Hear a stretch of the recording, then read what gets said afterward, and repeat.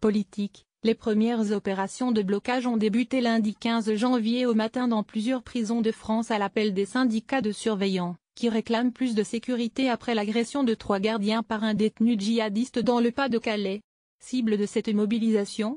La politique du gouvernement incarnée par la garde des Sceaux Nicole Belloubet, qui devrait être prise à partie toute la journée à l'image d'une banderole Belloubet à boule le blé. Repéré par France Info lundi matin. Cette opération prison morte est lancée par les 3 syndicats Luf-Punsa Justice, syndicat majoritaire, la CGT pénitentiaire et Faux pénitentiaire, qui assure qu'elle est reconductible.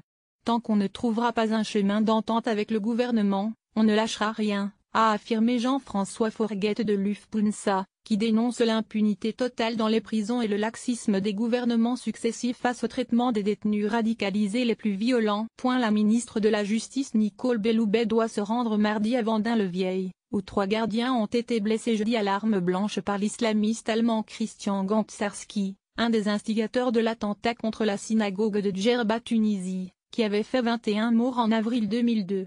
Le directeur de la prison, Richard Bauer, a d'ailleurs présenté sa démission à la ministre de Justice, estimant, comme vous pouvez le voir ci-dessous, qu'il ne pouvait plus gérer cet établissement sereinement.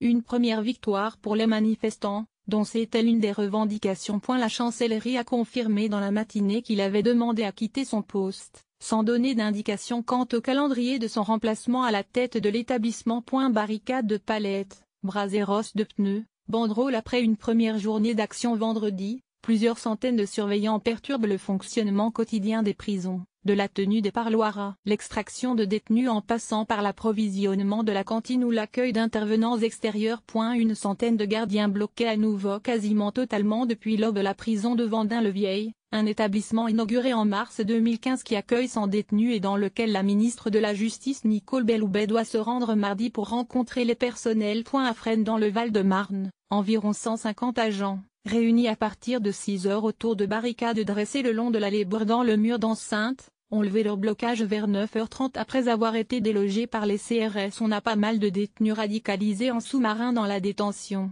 Avec la surpopulation et le manque d'effectifs, c'est dur de s'en rendre compte, a ajouté Christian, surveillant dans cette prison remplie à 200% de sa capacité. Un peu après le début de la mobilisation à Fresnes, les CRS dépêchés sur place ont fait usage de la force pour permettre aux équipes pénitentiaires de nuit de quitter l'établissement et pour permettre à celles de jour, souhaitant travailler d'y entrer.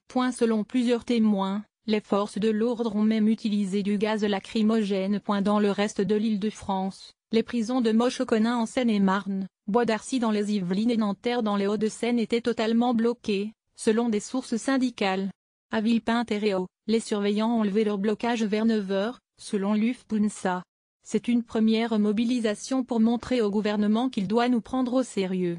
Il faut arrêter les belles paroles, on veut des actes concrets pour l'amélioration de nos conditions de travail et notre sécurité, a expliqué David Couchetti, de la CGT pénitentiaire. De nombreuses images, publiées sur les réseaux sociaux, montrent également la mobilisation des agents aux abords des prisons du Havre, de Bapaume, de Arras, de Corba ou encore Valence. Au Beaumet, à Marseille, le blocage des entrées du personnel a été élevé peu avant 10h00 ainsi qu'à la maison d'arrêt de Nice, selon des sources syndicales. Mobilisation nationale dans les Hauts-de-France, l'intégralité des prisons, soit 17 établissements, étaient bloquées, selon Luf-Punsa. Dans le Grand et, à Strasbourg, les portes de la prison étaient bloquées par une centaine de pneus et à Nancy des palettes et des grosses pierres ont été posées devant l'entrée principale.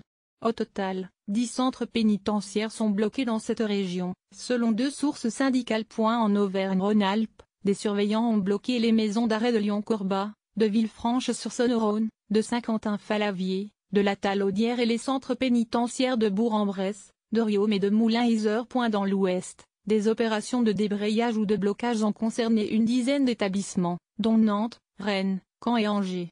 En Centre-Val de Loire, 5 établissements SAR,